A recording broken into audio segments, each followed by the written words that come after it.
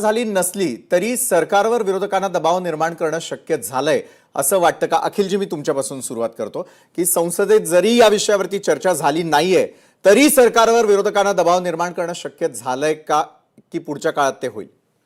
आता दबाव सरकार मानतं की नाही मानत, ते कोणाला जुमानतं की नाही जुमानत, हे तर तुम्हाला कळेल येत्या दिवसात.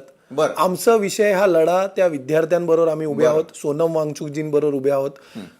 आदरणीय प्रधानमंत्रीजी जेव्हा प्रधानमंत्री नव्हते तेव्हा ते म्हणायचे दिल्ली की सल्तनत, दिल्ली की सल्तनत. आज मला विचारायचं आहे की या दिल्लीच्या सल्तनत जे आता हुकुमशाह आहेत आणि त्यांचे सरदारशाह आहेत, हे या आंदोलनाला सामोरं जाणार का? हिम्मत दाखवून त्यांच्याबरोबर चर्चा करणार का? 20-21 दिवस उलटले, एका माणसाला तुम्ही सफेद चादरीत काळे कृत्य करत सफेद कपडा घालून तुम्ही लोकशाहीचा जो काय खून करायचा प्रयत्न केलाय, ह्याच्याबद्दल तुम्ही उत्तर देणार का? तुम्हाला एक साधं स्ट्रेचर घेऊन जाता आलं नाही?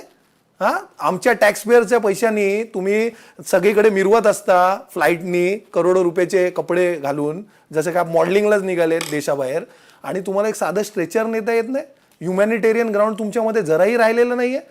तुम्हाला किती लांब आहे जंतर मंतर तिथनं? आणि जंतर मंतर हे एक जागा डेझिग्नेटेड आहे ना आंदोलन करण्यासाठी, की नाही आहे?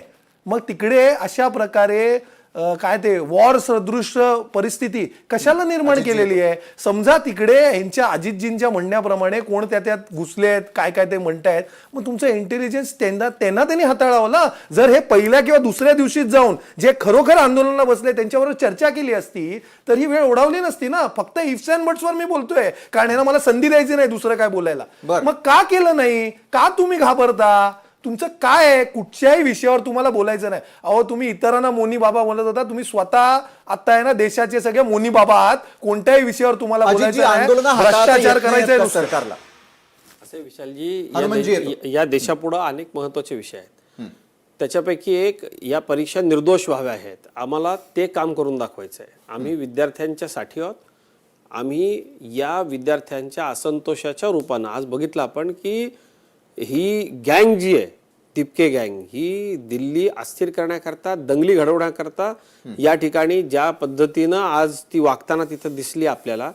आमचे जे विद्यार्थी आहेत, आमची इच्छा काय, आमच्या विद्यार्थ्यांनी उच्च शिक्षण घेऊन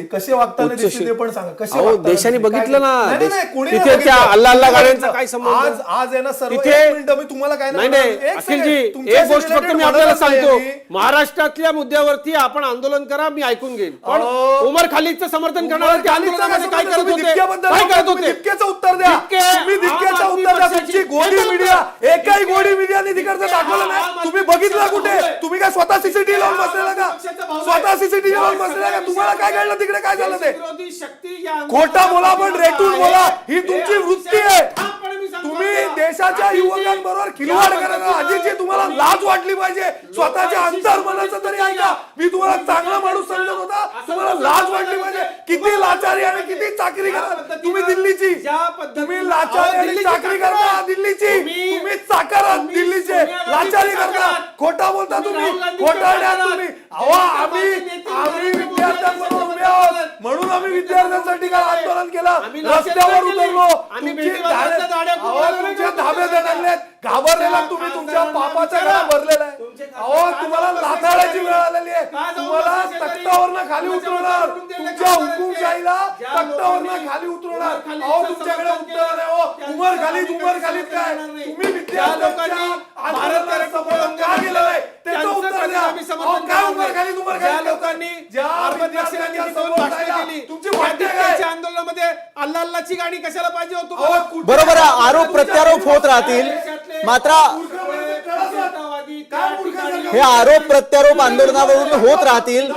हनुमंतजी, आज देशवासियांकडून एक प्रश्न मला हनुमंत पवार आपल्याला विचारायचा आहे. हनुमंतजी, अण्णा हजारेंच्या